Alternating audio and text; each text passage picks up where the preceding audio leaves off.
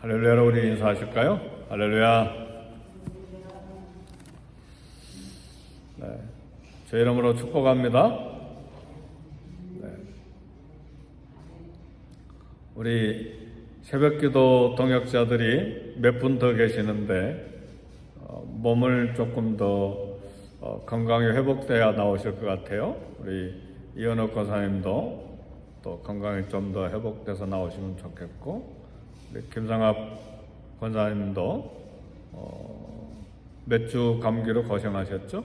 네, 또 좀 나오시도록 기도해 주시고, 우리 정순근 권사님도 한 두세 주 감기 걸리셨다 지난주에 나오셨는데 또 나오시도록 기도하시고, 또 우리 몇 집사님들, 우리 장로님들도 뭐 하루 종일 노동하시지만 힘내서 또 기도하러 오시도록 또 격려하시고, 우리 권사님들이 커피 한 잔 대접하세요. 아멘입니까? 네, 아이고 노동하는데 얼마나 수고하십니까? 우리 기도합시다. 그렇게 해서 커피도 좀 사시고 해서 모이기 힘써야 되겠고, 또 이런 기도도 귀합니다. 정말 귀해요. 몸이 아프면 걷지도 못하고 방콕에 있어야 돼요. 그죠? 못 나와요. 예.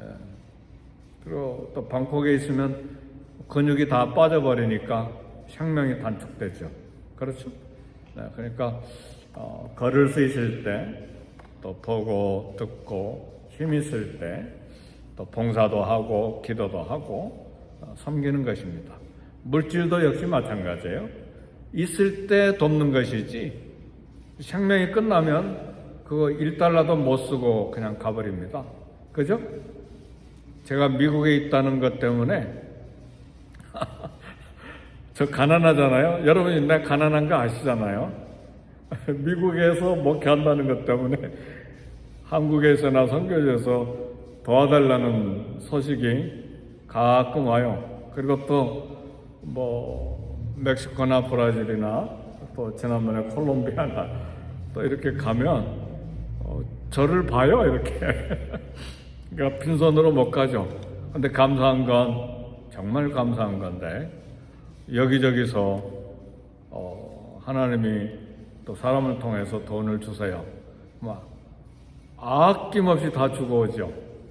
우리 단기 선교 가면 항상 3, 4천 불 남은 거 다 주고 오잖아요. 그런 식으로 주신 거 아낌없이 다 주고 오죠. 어떤 때는 막 큰 돈이 가기도 하고, 지난 팬데믹 때는요, 제가 돈을 굉장히 많이 썼어요. 막 하나님 주시니까 막 중남미에 17,000불인가 가고, 또 선교사님 돌아가시는데 거기도 막 10,000불 이상이 가고, 예, 지난번에 보고타에 콜롬비아 가는데도 빈손으로 안 갔어요. 하나님 주시니까 거기도 가고, 멕시코 칸쿤에도 가는데 막 몇천 불씩 하고. 그러니까 제가 움직이면 저 때문에 돈이 움직이는 것이 아니고 하나님이 필요한 곳에, 미국에 있으니까. 그죠? 선교지는 어디서 나올 데가 없잖아요. 현지인한테 돈 받을 수 있는 것도 아니고. 그러니까 미국에 있으니까 가난한 저를 통해서 심부름을 하시는 거예요, 하나님께서. 너 이거 해라. 그죠? 가보면 도울 때가 많아요. 그래서 가서 역사하시니까 이런 이야기 하는 건, 기도 동역하자는 이야기부터 이제 했는데, 귀해라 그 말이에요. 기도하는 것도 귀해요. 봉사하는 것도 귀하고, 사람 돕는 것도 귀합니다.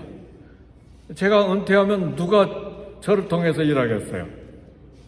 아직 심호하고 있으니까 저를 통해서 일하시는 거죠. 그죠? 그러니까 이것도 귀해요. 그러니까 가는 거죠. 이번에도 뭐 어디 좀 돕게 됐는데 하사모가 그래요. 가난한데 당신 부자요. 할렐루야.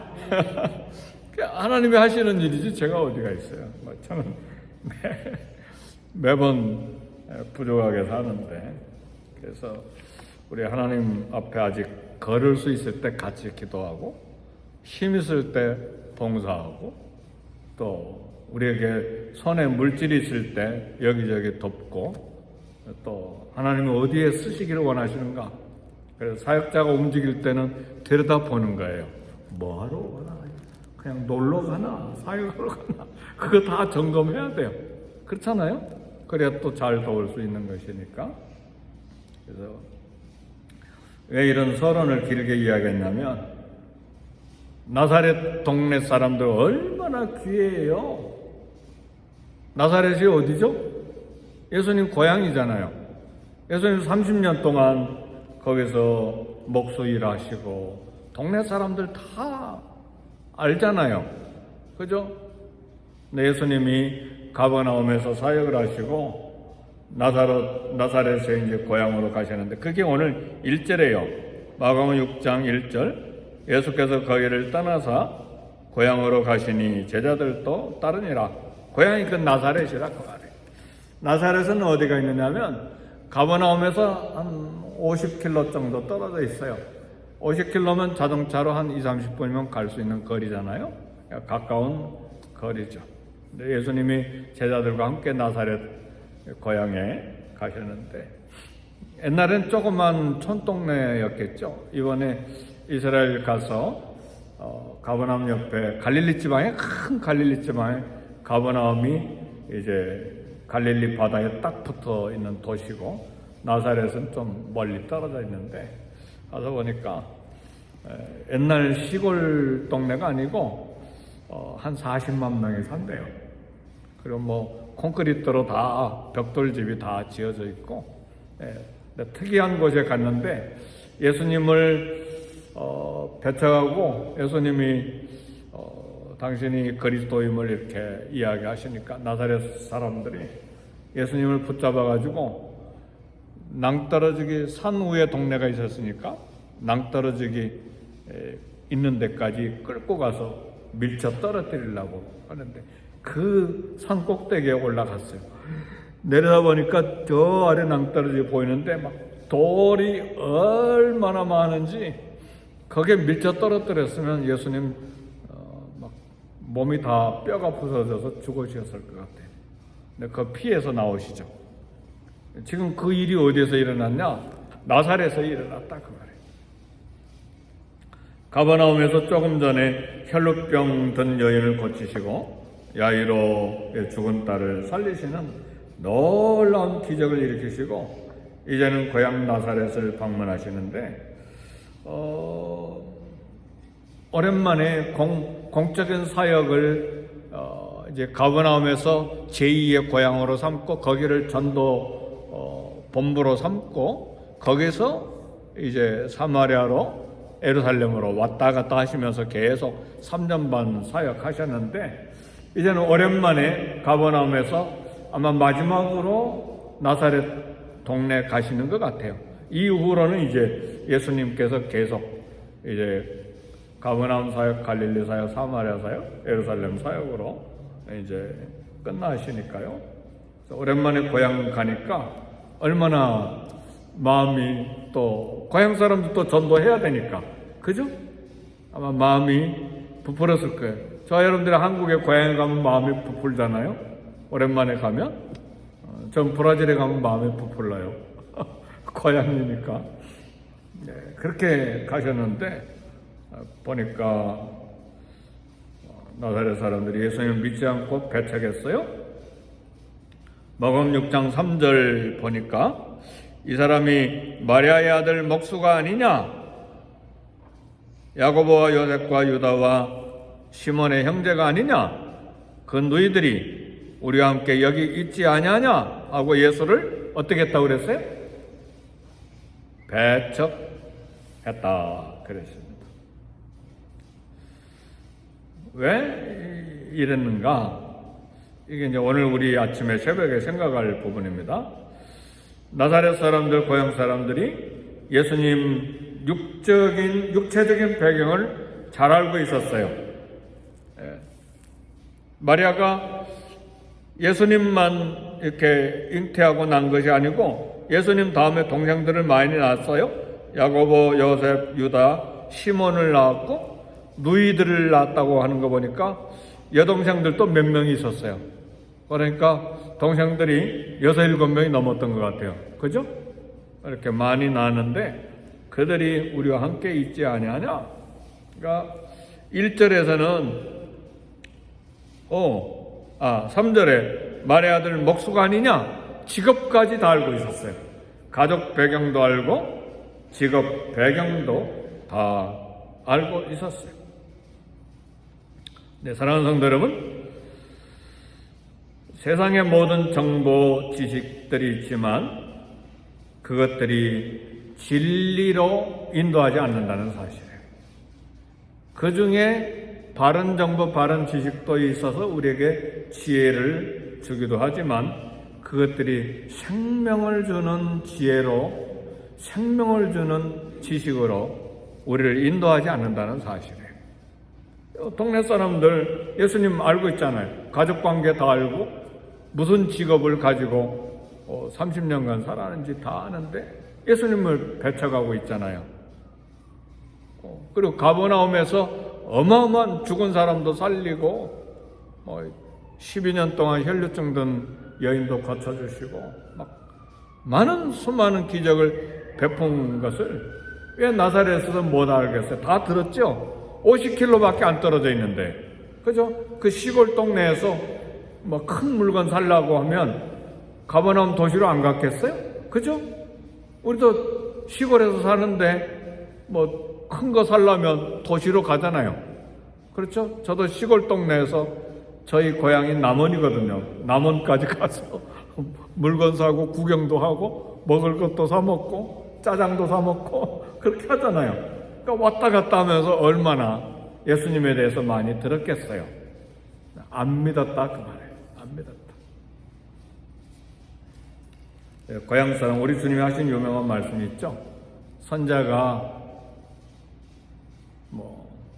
이렇게 고향에서는 대접받지 못하, 그리고 고향 밖에서는 그런 말씀을 또 하셨죠. 사랑하는 성도 여러분, 구원을 얻는 지혜, 지식은 하늘로부터 내려오는 것이어야 합니다.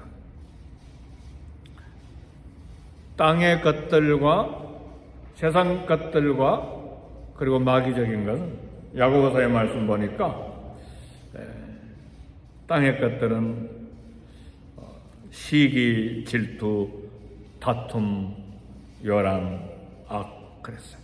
우리 마음속에 시기와 질투와 다툼과 요란이 있으면 이건 절대로 하늘에서 내려온 것이 아닙니다. 야고보서 3장 16절 보니까 시기와 다툼이 있는 곳에는 혼란과 모든 악한 일이 있습니다.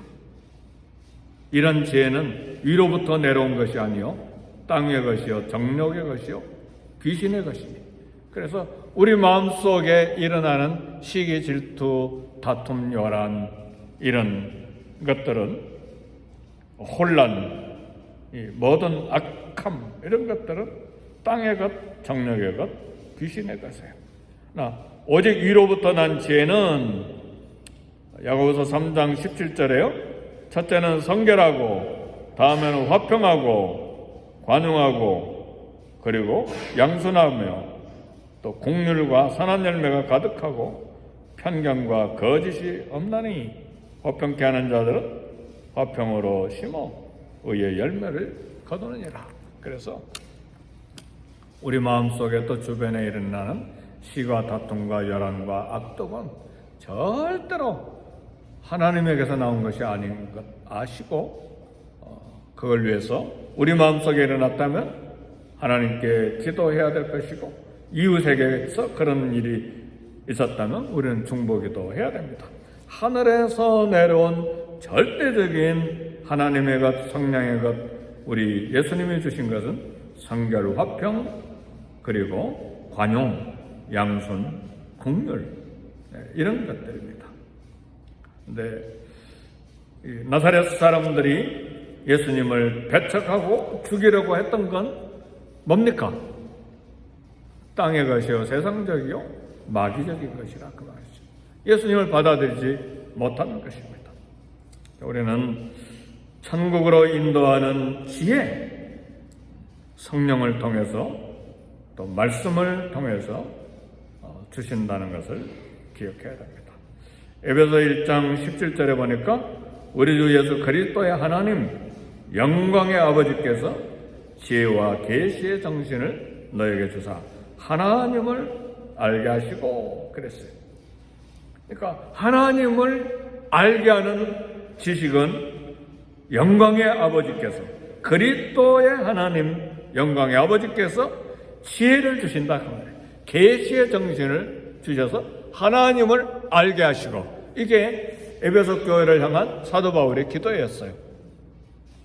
하나님 아버지께서 주시는 지혜와 계시의 정신을 우리에게 주사 하나님을 알게 하시고, 그래야 하나님을 알고 그래야 예수님을 메시아로 믿고 구원받는 그런 은혜를 얻는다 그 말이에요. 나사렛 사람들이 예수님을 믿지 아니한 결과가 무엇입니까? 마가복음 6장 5절에 보니까 5절에 뭐였어요? 5절 한번 다 같이 읽어봅시다. 시작.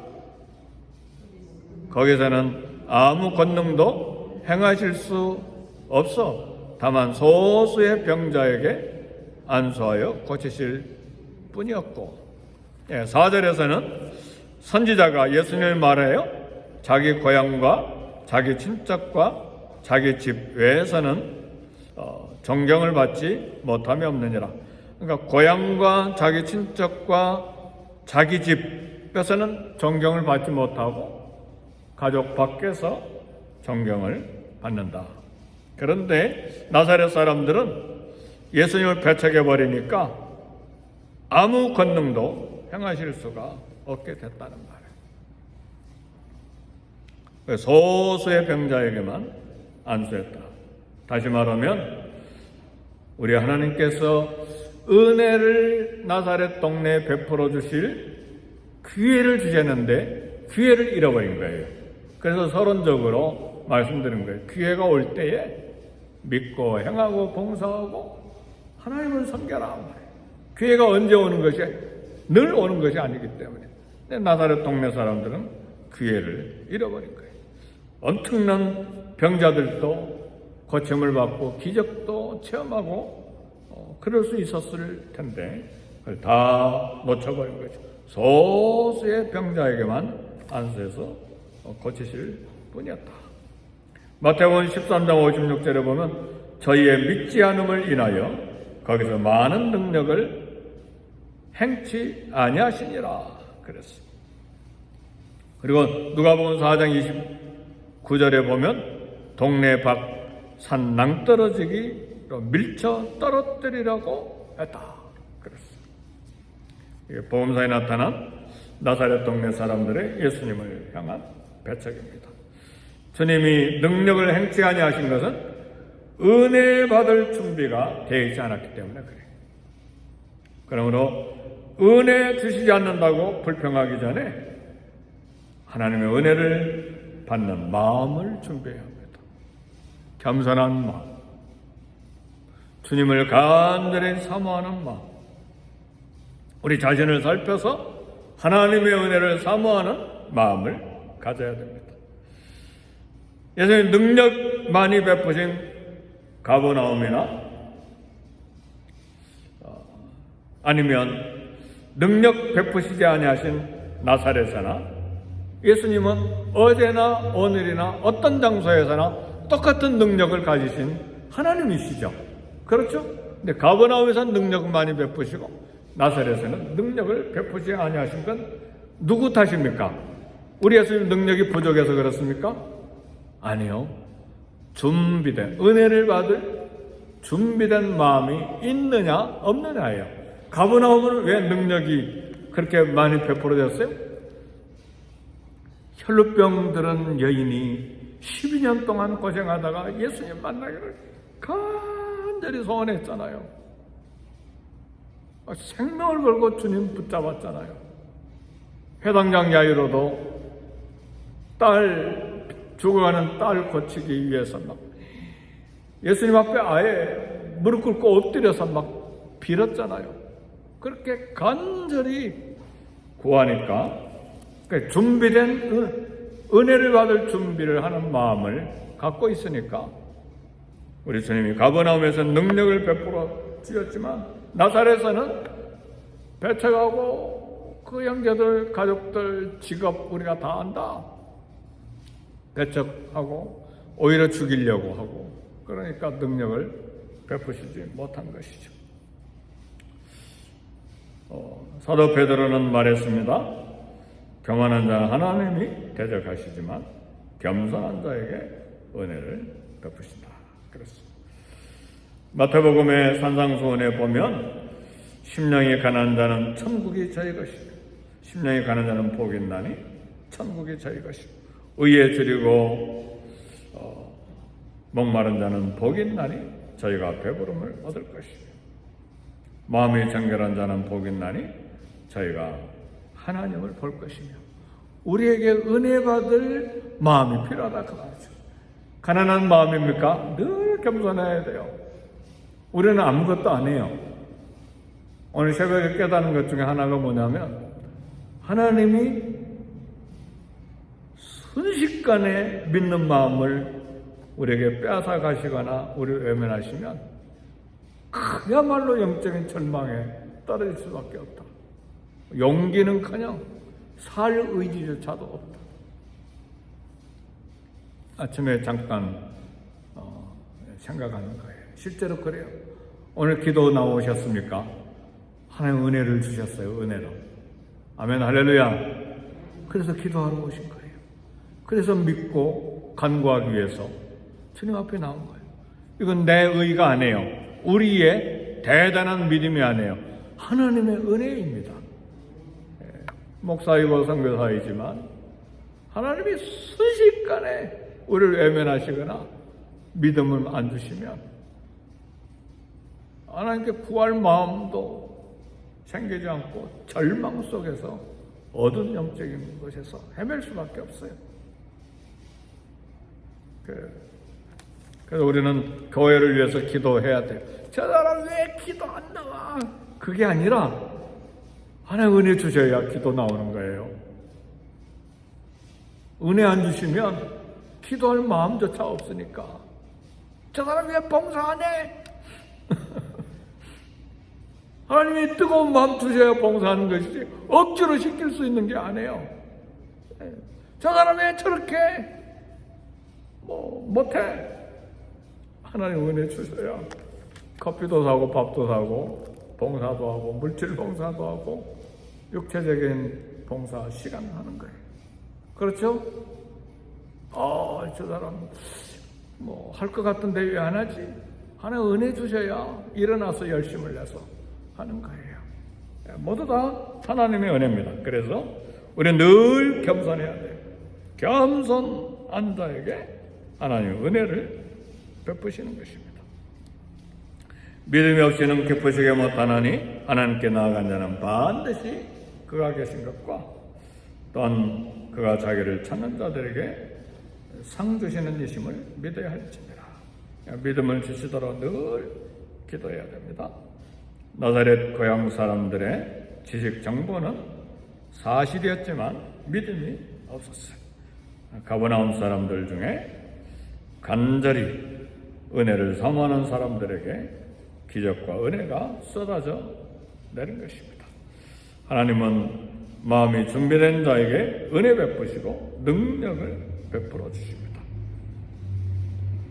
말씀을 마칩니다. 에레미야 29장 12절에서 13절 보니까 너희는 내게 부르짖으며 와서 내게 기도하면 내가 너희를 들을 것이요 너희가 전심으로 나를 찾고 찾으면 나를 만나리라.